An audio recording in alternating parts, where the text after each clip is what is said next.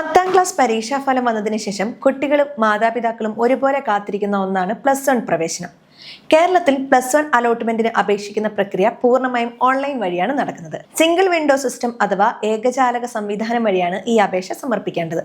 കമ്പ്യൂട്ടറോ mobile ഫോണോ ഉപയോഗിച്ച് വീട്ടിലിരുന്ന് തന്നെ നിങ്ങൾക്ക് ഇത് ചെയ്യാൻ സാധിക്കും. +1 അലോട്ട്മെന്റിന് തെറ്റുകൂടാതെ എങ്ങനെ അപേക്ഷിക്കാമെന്ന് വളരെ ലളിതമായി ഘട്ടങ്ങളായി ഈ വീഡിയോയിലൂടെ പറഞ്ഞുതരാം. ആദ്യത്തെ പടി രജിസ്ട്രേഷൻ ചെയ്യുക എന്നതാണ്. ഇതിനായി ഹയർ സെക്കൻഡറി അഡ്മിഷൻ പോർട്ടലായ HCAP വെബ്സൈറ്റ് ആണ് സന്ദർശിക്കേണ്ടത്. വെബ്സൈറ്റ് തുറക്കുമ്പോൾ പ്രധാന പേജിൽ കാൻഡിഡേറ്റ് ലോഗിൻ എന്നൊരു ഭാഗം കാണാൻ സാധിക്കും. അതിൽ പ്രവേശിച്ച് SWS അഥവാ സിംഗിൾ വിൻഡോ സിസ്റ്റം എന്ന ലിങ്കിൽ ക്ലിക്ക് ചെയ്യുക. അവിടെ കുട്ടിയുടെ 10ാം ക്ലാസ്സിലെ റോൾ നമ്പറും ജനനത്തീയതിയും പരീക്ഷ പാസ്സായ വർഷവും ബോർഡും നൽകി ഒരു പാസ്വേഡ് ഉണ്ടാക്കണം. ഈ വിവരങ്ങൾ നൽകി രജിസ്റ്റർ ചെയ്യുന്നതോടെ നിങ്ങൾക്കൊരു ലോഗിൻ ഐഡിയും പാസ്വേഡും ലഭിക്കും. ഇത് ഭാവി ആവശ്യങ്ങൾക്കായി ഒരു ഡയറിയിൽ കുറിച്ചു വെക്കാൻ പ്രത്യേകം ശ്രദ്ധിക്കണം. രണ്ടാമത്തെ പടി അപേക്ഷാ ഫോം പൂരിപ്പിക്കലാണ്. ലഭിച്ച ലോഗിൻ വിവരങ്ങൾ ഉപയോഗിച്ച് വെബ്സൈറ്റിൽ പ്രവേശിക്കുക.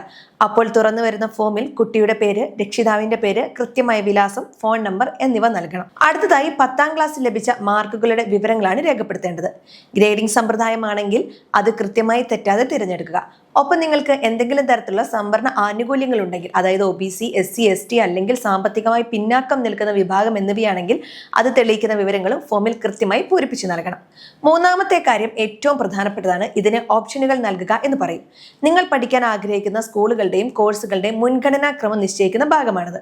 നിങ്ങൾക്ക് താല്പര്യമുള്ള സ്കൂളും അവിടെയുള്ള കോമ്പിനേഷനും, അതായത് സയൻസ്, കൊമേഴ്സ്, ഹ്യൂമാനിറ്റീസ് എന്നിവ നോക്കി ലിസ്റ്റിൽ ഒന്നാമതായി നൽകുക. നിങ്ങൾക്ക് ഏറ്റവും കൂടുതൽ പഠിക്കാൻ ആഗ്രഹമുള്ള സ്കൂളുകൾക്ക് ആദ്യത്തെ മുൻഗണന നൽകാൻ ശ്രദ്ധിക്കണം.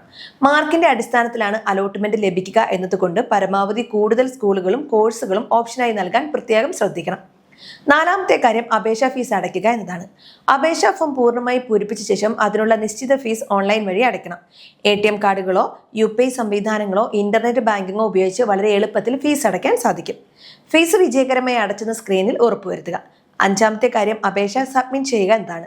ഫീസ് അടച്ച ശേഷം നിങ്ങൾ നൽകിയ വിവരങ്ങളെല്ലാം ശരിയാണോ എന്ന് ഒരിക്കൽ കൂടി ഒത്തുനോക്കുക. പേര്, മാർക്ക്, ഓപ്ഷനുകൾ എന്നിവയിൽ തെറ്റില്ലെന്ന് ഉറപ്പാക്കിയ ശേഷം ഫൈനൽ സബ്മിറ്റ് എന്ന ബട്ടൺ ക്ലിക്ക് ചെയ്യുക. അവസാനമായി ചെയ്യേണ്ടത് ഈ അപേക്ഷയുടെ പ്രിന്റ് ഔട്ട് എടുത്ത് സൂക്ഷിക്കുക എന്നതാണ്.